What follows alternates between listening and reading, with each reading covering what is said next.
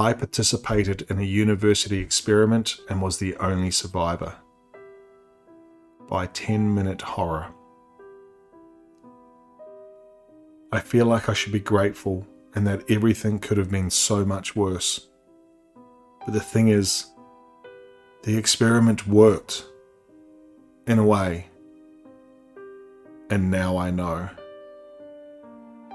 The conductor of the experiment, Professor William Harden, was known around campus as the hard drive. He was blessed with an incredible ability to process and retain information of every kind. Though he was primarily a physics professor, leading infamously difficult courses on thermodynamics, analytical mechanics, and quantum entanglement, he held PhDs across multiple STEM fields, and his interests continued to expand from there, some of which was allegedly solving the issues between the differences in teleportation of information and matter. It was also rumoured he'd been awarded multiple government grants from the defence, energy and health sectors. Of all the things he was known for, one of the more interesting was that every year Harden held interviews for whatever personal experiment he'd been working on that semester. It was always an open offer to any PhD student at the school, whether they were studying a course in his department or not. There were English Lit PhDs lined up next to PhDs in philosophy, mathematics, world history and religion, as well as both MD PhDs in medicine and healthcare for dual physician scientists. Harden didn't discriminate. He wanted people from everywhere. Harden was an optimist, and the goal of the experiments were to inspire. He'd always felt incredible gratitude when he was present and able to witness the research, trials and experiments of other scientists, especially those in other fields. He wanted others to have that same opportunity and experience. Ultimately, Harden believed in humanity and was infinitely hopeful for our future. And he knew that successes in the future laid with us, the next generation of students. It was said that Harden always found ways to incorporate his dynamically diverse volunteers into his experiment. The whole process was incredibly secretive though, and the students had to sign NDAs before they went through the rigorous screening methods to choose the candidates. Therefore, no one outside of the experiment ever knew what happened in it. Ever. There were rumours of how that was achieved. Some were related to the extensive violation penalties in the NDAs that would essentially sign your firstborn child away if breached. Then there were rumours about how Harden had figured out a way to identify, select, and permanently erase memories. If you asked any of the students who were involved, they'd genuinely say they remembered every second, but they were Fort Knox after that. They wouldn't budge on giving any details or even hints. The NDAs held them tight-lipped. This created more fascination and wonder with the experiments, so being selected was considered a deep academic and personal honour. I was in the last year of my doctorate program in clinical psychology, specialising in neuropsychology and psychopathology. So I had no link to Harden or his classes. My only knowledge of him was word of mouth. It was nearing the end of the term, and the flyers for Harden's new experiment were found scattered across campus. I didn't expect to get picked, but threw my hat in the ring anyway, and then they called me. I was told to come to the mathematics building, where I'd need to sign an NDA before anything went further.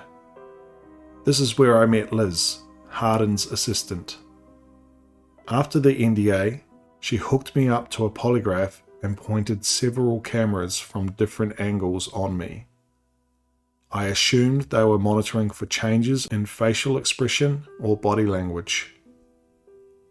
Liz started off with a modified and highly advanced Wechsler Adult Intelligence Scale that focused heavily on mental processing speed and the Perceptual Reasoning Index.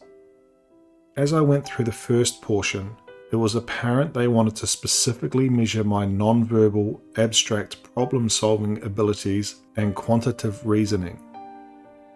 They wanted to know how well I could make sense out of the senseless. I was then put through a series of 3 heavily modified emotional intelligence tests relating to trait EI, ability EI, and mixed EI. Personally, I wasn't a fan of emotional intelligence tests before the adjusted and somewhat provocative ones I went through in that room. They are manipulative by design. They work the same as most IQ tests in that there is one predetermined answer for each question, but with IQ tests you have to do the work to provide the answer. A skilled sociopath could game EI tests by knowing and giving the correct answer even though they might do the opposite in the given situation, which is why measuring EI is incredibly hard. I was then asked to talk about myself in great detail, fractioning my life into 2-year segments, moving backwards. There were deep personal questions about my philosophy and views on humanity. It was more difficult than my master's thesis defense, but I felt like I answered everything clearly and honestly. Then they asked me the final question. Why was I there? I blanked. Seconds passed and I had nothing. Liz stared at me, waiting. Finally, an answer came to me, and it was truthful. I said, because I want to be a part of something larger than myself. 3 days later, I received a phone call from Liz. I was told to come back to the mathematics building.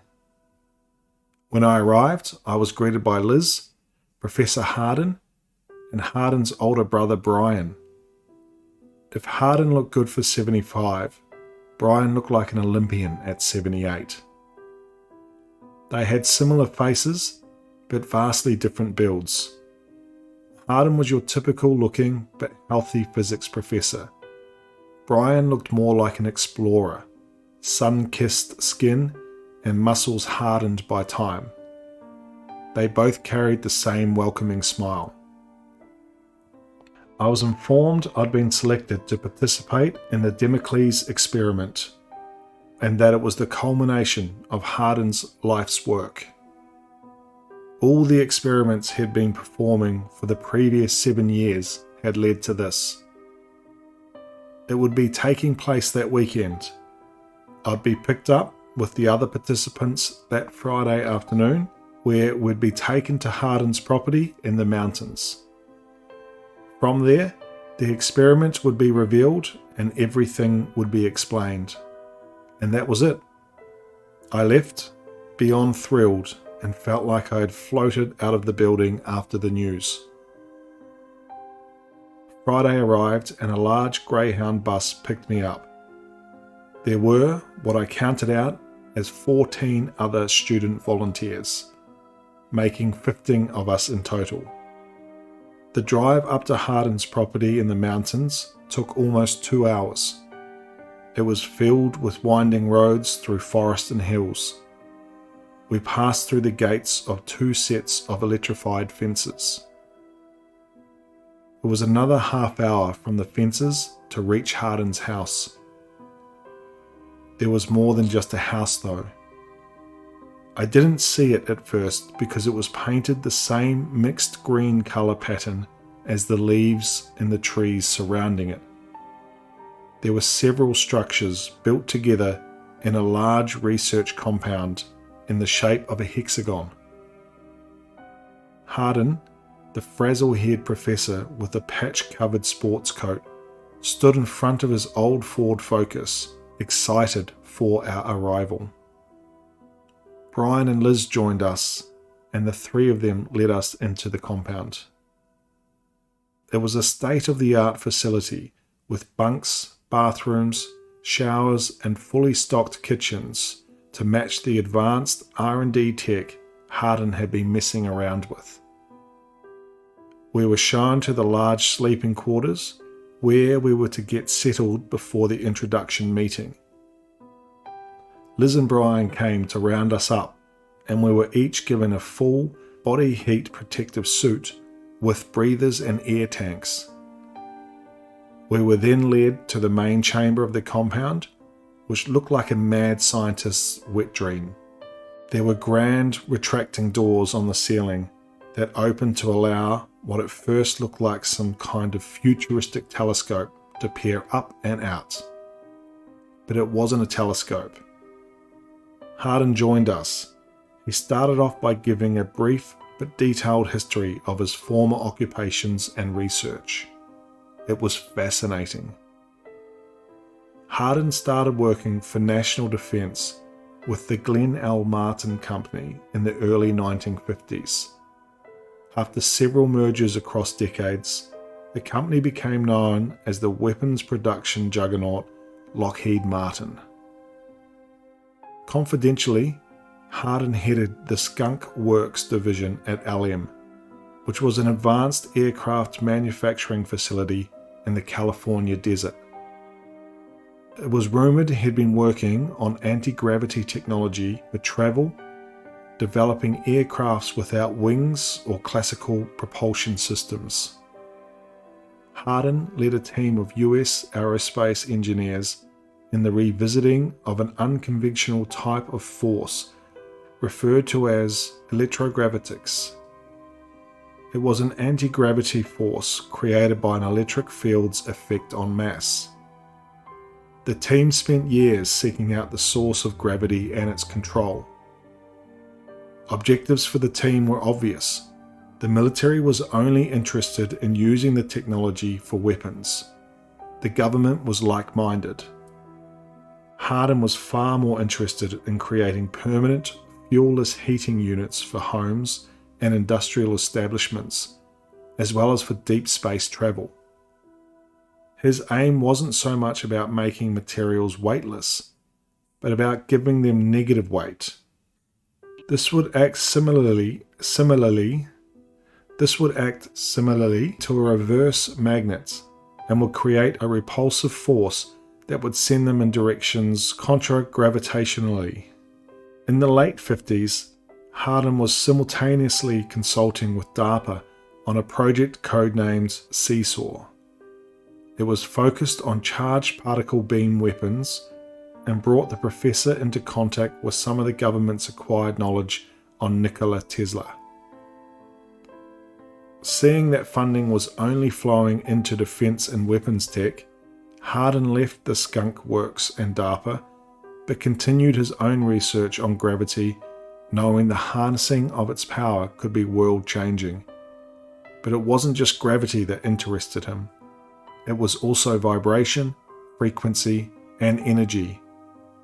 3 solvable secrets of the universe, according to Tesla. Hardin had spent his entire life studying the work of the inventor. In fact, Hardin had created an advanced form of ground-penetrating radar pulse technology that used electromagnetic radiation waves to generate detailed profiles of subterranean structures. He attached the sensors onto low-flying drones that canvassed from above. Hardin's vision was hyper-focused on Colorado Springs, but it was Pikes Peak, Colorado, 8 years ago, where the discovery was made. There's long been a rumour about trunkloads full of Tesla's technical and scientific papers and research being hidden somewhere near his property or in the vast mountains beyond.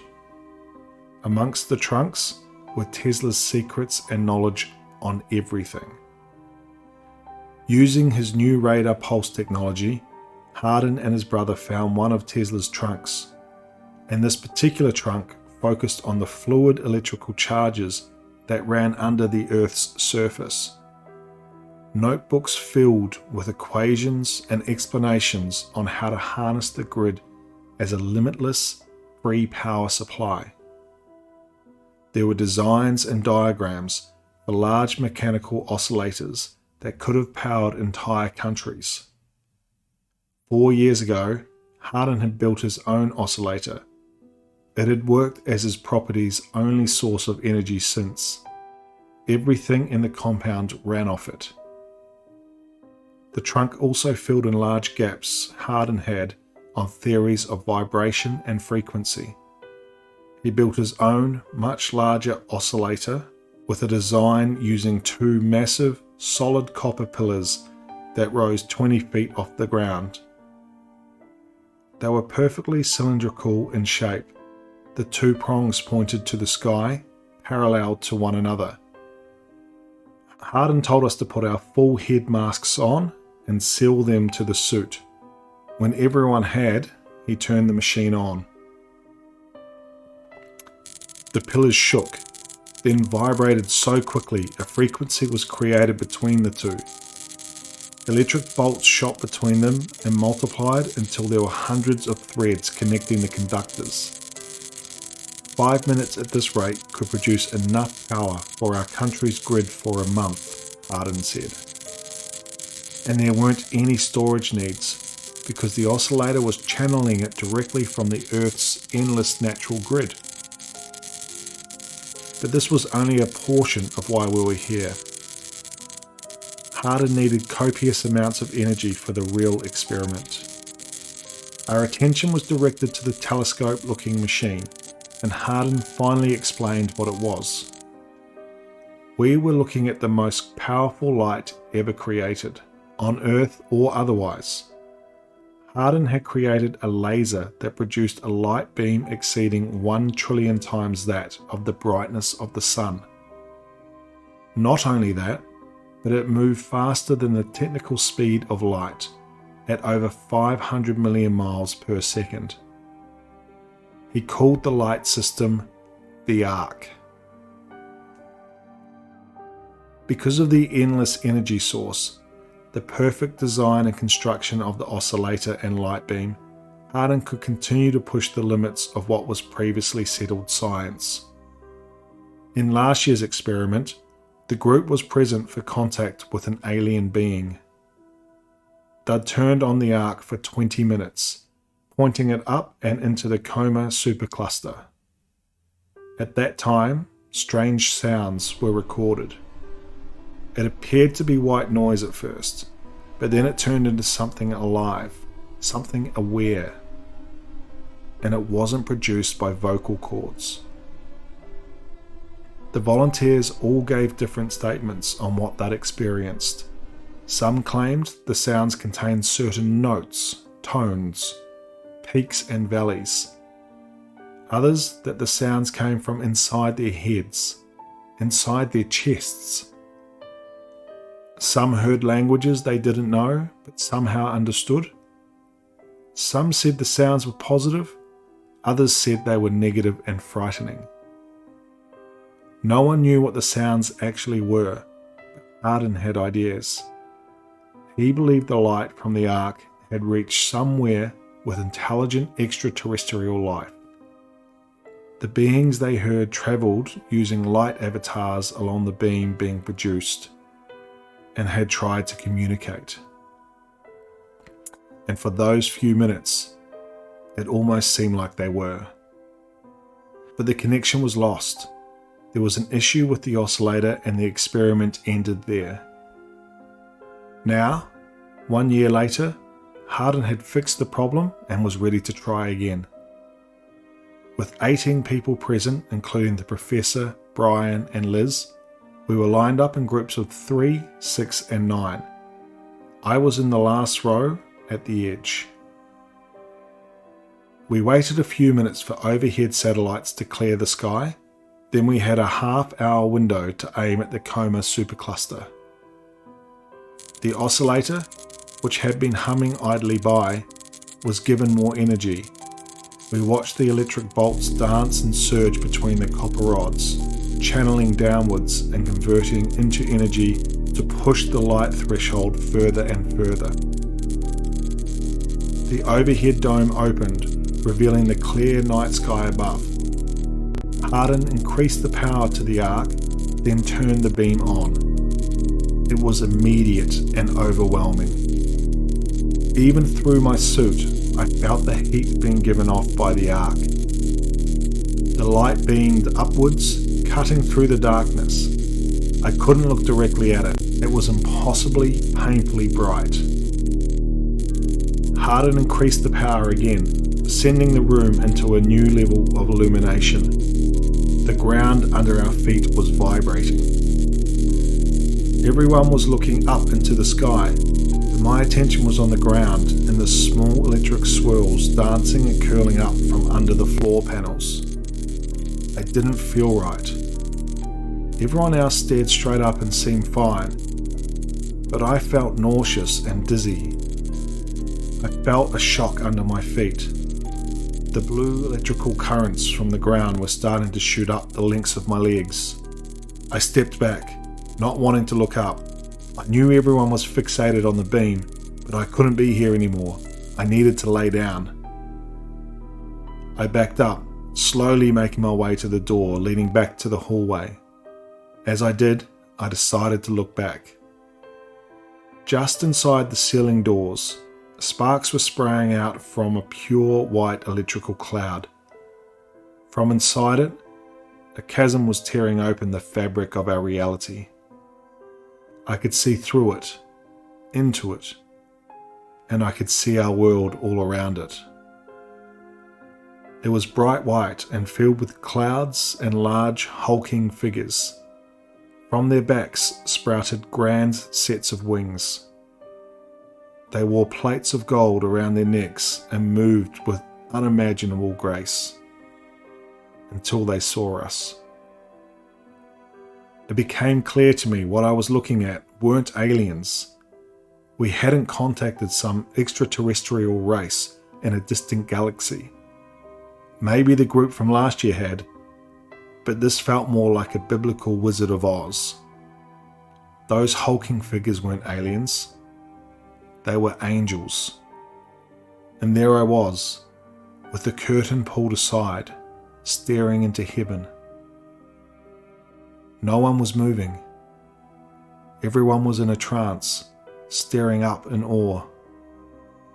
Then, one of the angels looked down and saw the group staring up through the hole. And all of a sudden, the grace the angel carried disappeared. The angel's massive hand grabbed the sides of the tear and pulled it open further. He pushed his gargantuan head through the opening, snarling down at us in our reality. Heat pulsed from the angel's aura as his upper body entered into our world. The heat was unbearable. I watched as the other 14 volunteers and the Professor, Brian and Liz melted down into a gooey pile of unrecognizable flesh. Seeing all the witnesses dead, the angel reached down and grabbed a hold of the ark with one hand and the oscillator with his other. The angel's large muscles rippled and tensed as he tightened his grip, and just as he was breaking the machines and closing the tear, his eyes locked with mine. The angel saw me there, one more witness, cowering in the hallway entrance. The next moment he was gone, and the room was dark. The power was completely out. The machine Hardin had created was dead, crushed and melted down into an unrecognizable heap, just like him. On the walk back to civilization, I thought about Hardin, how he had wanted to change the world, to save it. There were so many ways his technology could have helped us all. Instead, he'd accidentally proved there was an afterlife. There was a heaven. And it was not the place of love and welcoming we were hoping for.